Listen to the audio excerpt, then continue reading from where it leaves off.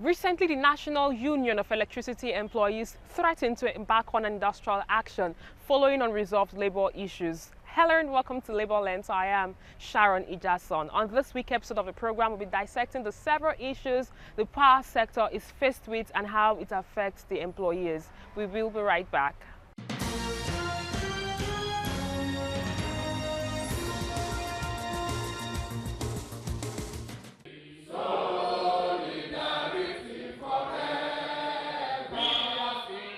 The Association of Senior Civil Servants of Nigeria held its National Executive Council meeting in Lagos, where members discussed national issues and matters affecting workers.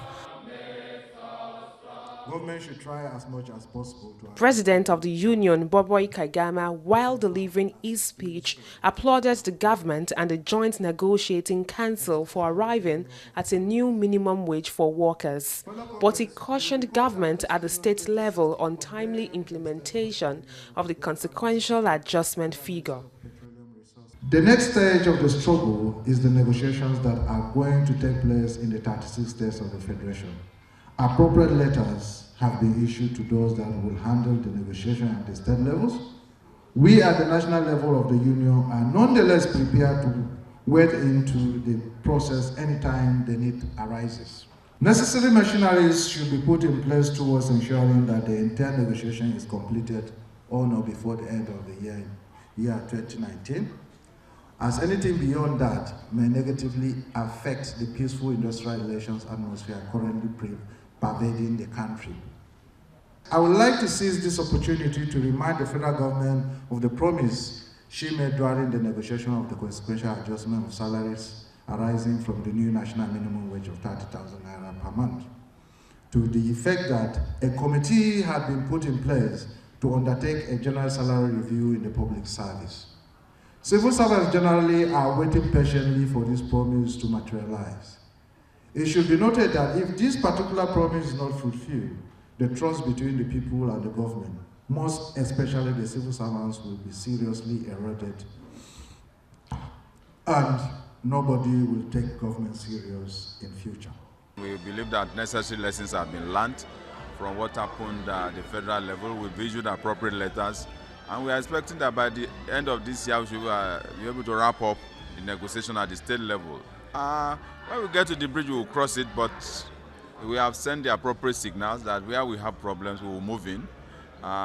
Secretariats of unions that are affiliate members of the Joint Council will move in, and when we move in, you know what we are talking about.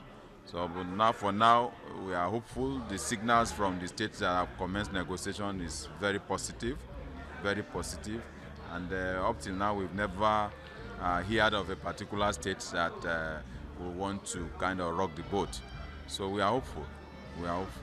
Workers in the civil service also condemned the extension of tenure of permanent secretaries, especially those who were due for retirement. The extension is offensive. The service has been stabbed in the back. The service is bleeding profusely. We've made our position known to the government, and I want to report that the government on its part, as represented by the Office of the Head of Civil Service of the Federation, had set up a committee of both government and labor to look at the issue, and we've made appropriate recommendations. So I want to leave it at that. I will expect them that they will implement the report of the committee. You know, we have been on this issue for a long time, especially when Mrs. Shuara from Petroleum was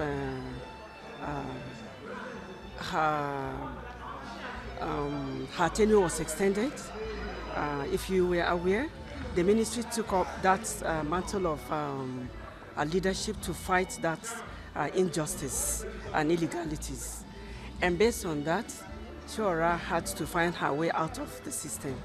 Now the cankerworm is rearing its head again, and I want to believe that the Association of Senior Civil Servants is on course to ensure that that abnormally doesn't happen.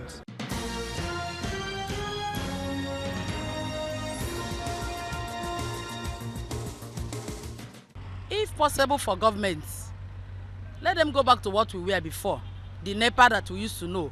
because this group, they are just exploiting us, paying what you don't consume, estimating you, even when they knew that you are not using that light. At times they'll give some shops 22,000 when you are using only fan and the television. Abdullahi Suleiman is a young artisan trying to earn his living here in Lagos.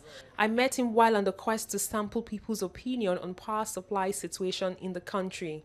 He tells me he spends more than 5,000 naira daily to purchase petrol to fuel his generator set for power to run his business.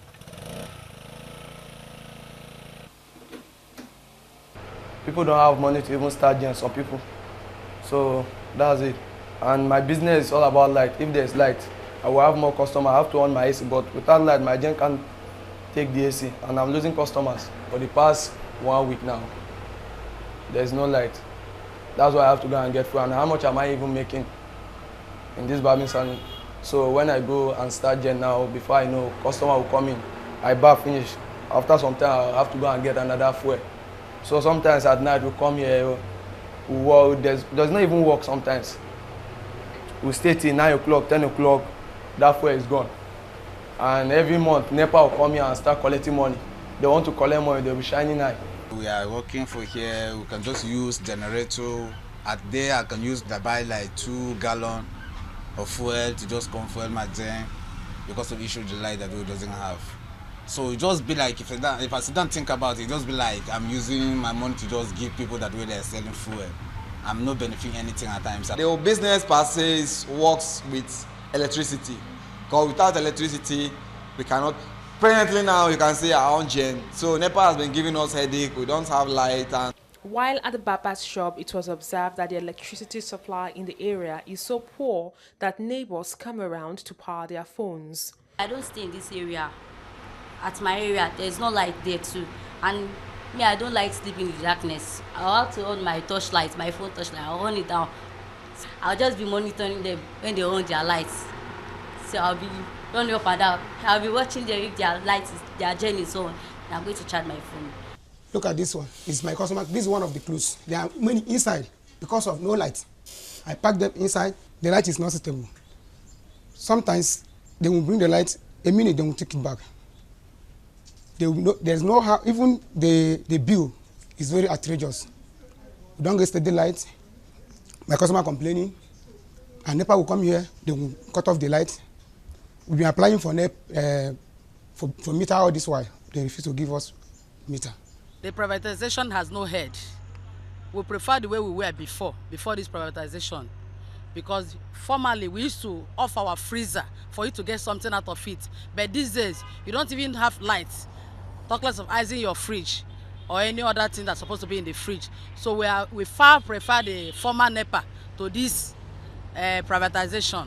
Where I stayed before, I stayed in Kurudi before, but now I'm staying in Shomolu. Shomolu have lights. They have light because the way they do all this paper, all these handouts in Shomolu, even if they won't take light 2 days, they'll report them.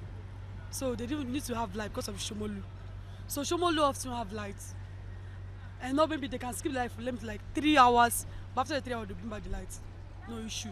But I can't start, I'm not planning to stay in an area that they will not bring lights. Like something like Agege, they don't bring lights. They just like maybe like once in 1 week. But for Shomolu here, we always have lights. The General Secretary of the National Union of Electricity Employees, Joe Ajero, highlights some of the grouses the union has with the federal government, prompting a 21-day ultimatum.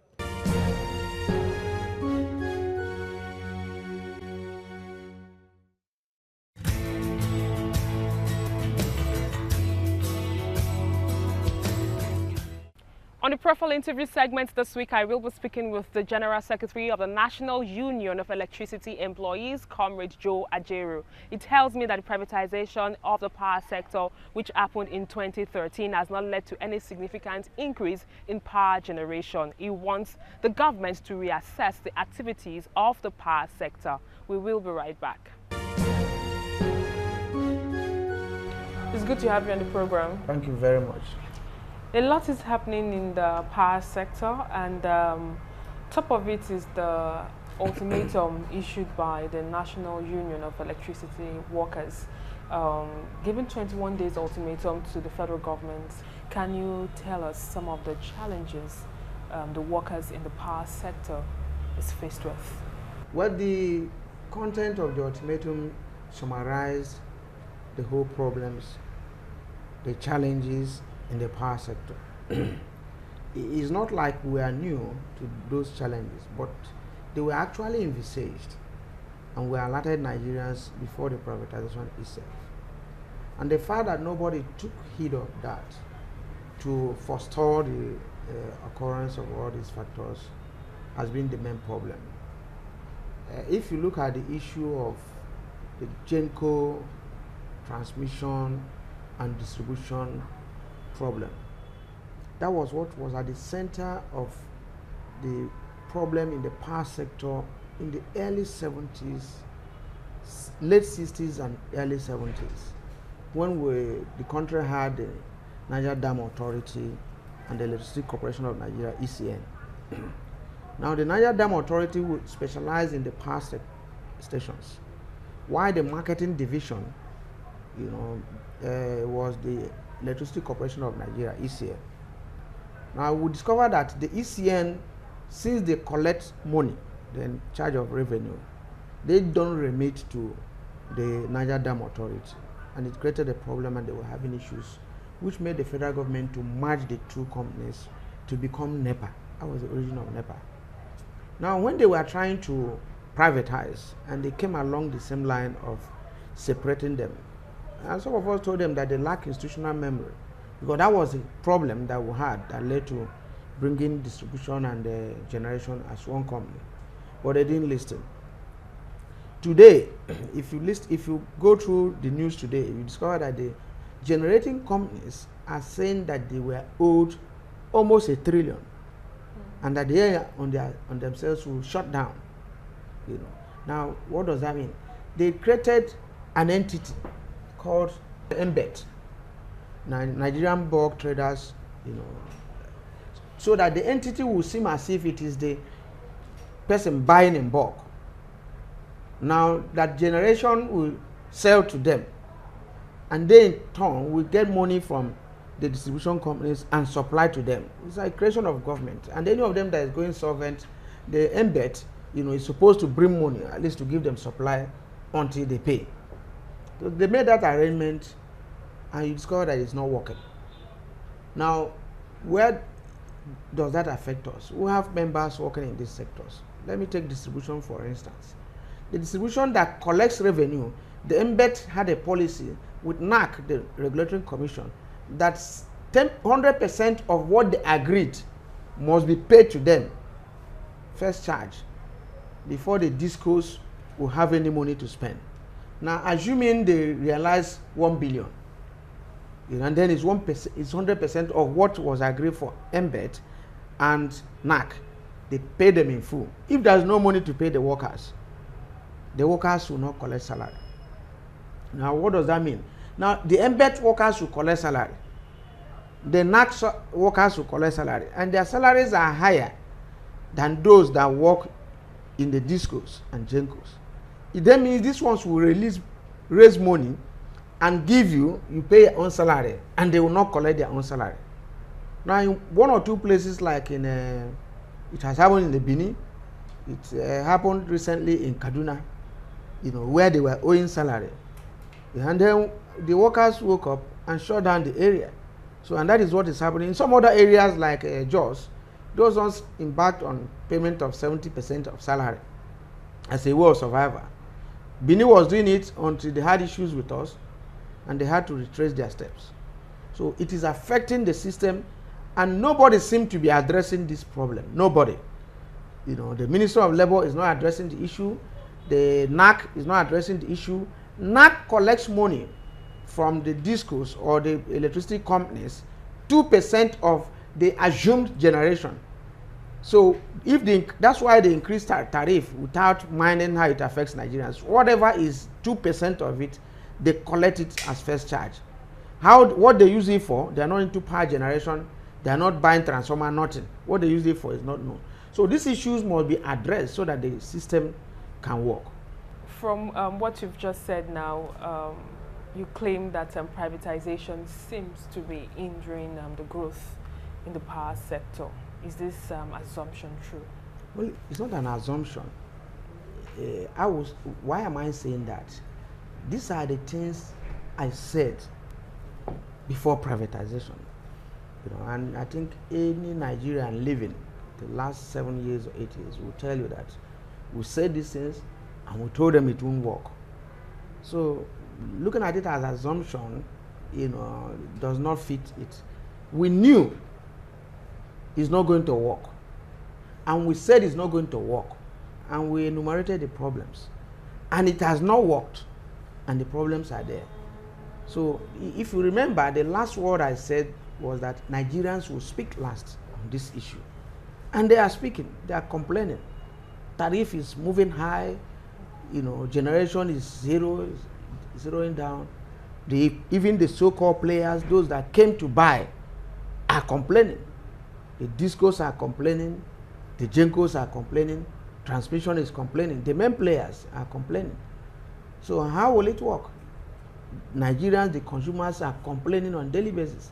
So either complaining of estimated billing, no meter, no supply, in that order. So how can you assess it? And the basic policy they were telling us, since they were deceived by the IMF and World Bank, was that there will be foreign direct investment. And after privatization, no $1 came into the economy of Nigeria. So privatization did not bring any kobo.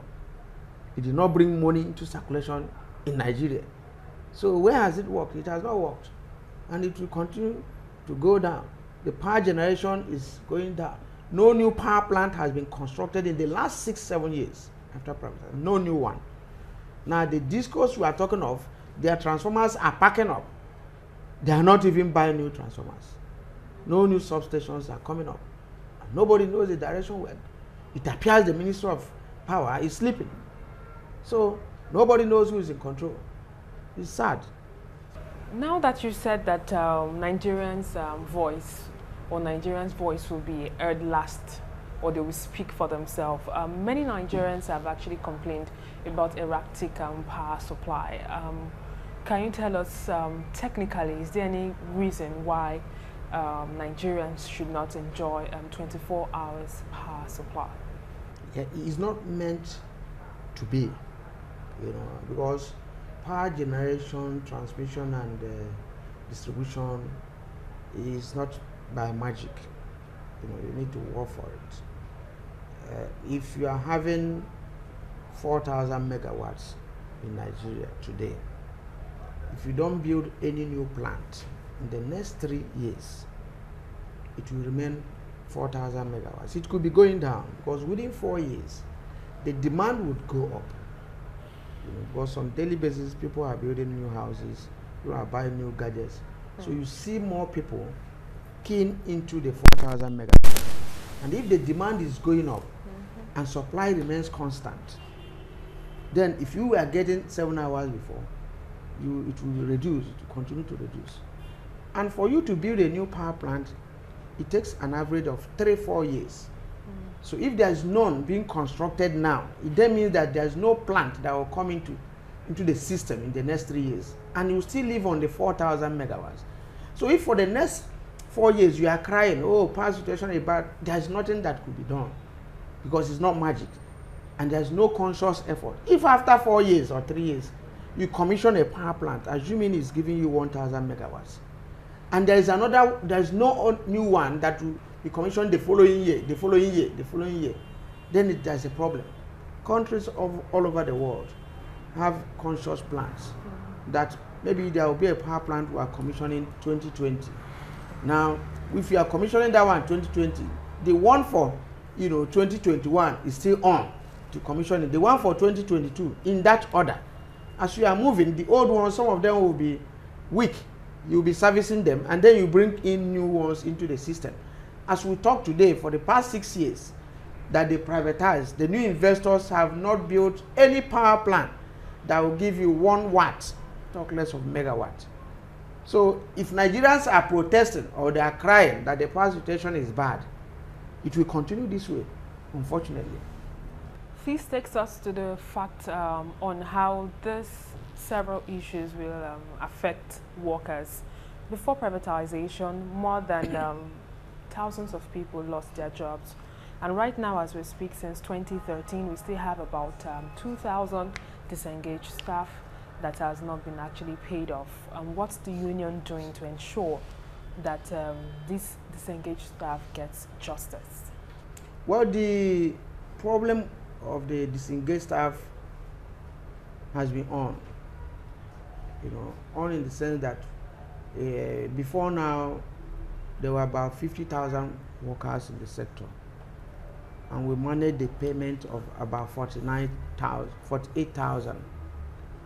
And then within that 48,000, though we discovered that there was short payment of about a period of about 6 months in the process of calculation for every staff. We have raised that, and there were staff that have not been paid, about 2,000. We have done biometrics exercises, and at the center of this has been the Bureau of Public Enterprises. We've shut their offices, time without number, and each time we shut their office, they will bring the CP Abuja. He will come with his police people. They will do and say they will pay. They will not pay. Now the CP and the people that they normally use to undermine the interest of Nigerians, because those people, the 2,000, are not Ajero. They are their brothers and sisters. And each time we make effort to pay them, those in BPE, will just bring in the police. And in most instances, the police will say they will do something. Now the money that the BPE had mischievously spent on biometrics has been so wonderful. If they had used that money, they would have paid most of the people that they are owing. But after every 6 months or 5 months, they say they are conducting that biometrics, and they will hire consultants whom they pay, and they send out their officials out and pay them. Up to now, the 2,000 have not been paid. That is why we are taking the bull by the horn, and we have given the valid notice. And that was why we even bought advertorial to let them know if they say they didn't hear. Because at the expiration of 3 weeks, Nigeria should forget about power. It's not a threat. And if people have been patient for about 6 years, writing letters, picketing, doing everything, and it's not working, this is the time for us to take our destiny in our hands. There are reports of mass deunionization of members from these Gencos and Discos. What's your take on this development? This challenge has been long, since the privatization, and that's part of the problem that unions have with the so-called private sector people. They are afraid of unions because of sharp practices. In fact, some of them, are even pilfering our dues. One or two of the companies, if we are collecting 100,000 as dues, they will be paying 80. They will be tampering with the remaining. Some others are using it as a means of policy to tell workers you can't belong to, because they want to sack them without paying the entitlement, because they want to operate with the workers by reducing their salary, because they don't want to even increase salary. All those things they know, will answer. They tell the workers that they should not belong to unions. Now we have been on this anyway. Apart from Port Harcourt, that we have finished the condition of service of the 11 discos, we have signed conditions of service with them. Now we have signed transmission. We are facing the generating companies, because those ones are feeling that they're on top of the world. Because some of the owners there are the generals and those in authority. Some of them claim that those in government now, that they are the people that put them, and there's nothing that will happen. So these 21 days after it is when we will know who is who. Whether you operate in Nigeria and violate the laws because you put people in government, or you are among the people in government. This is a test of it. Because they don't have total control over the power they generate. They don't. So if they don't generate, they will not get paid. So we are going to test who owns the land. It was an interesting conversation I had with you. Thank you very much. And that's all we can take on today's edition of the program. Join us next week for a fresh edition of the show. I am Sharon Ijason. Thanks for watching, and remember, labor creates wealth.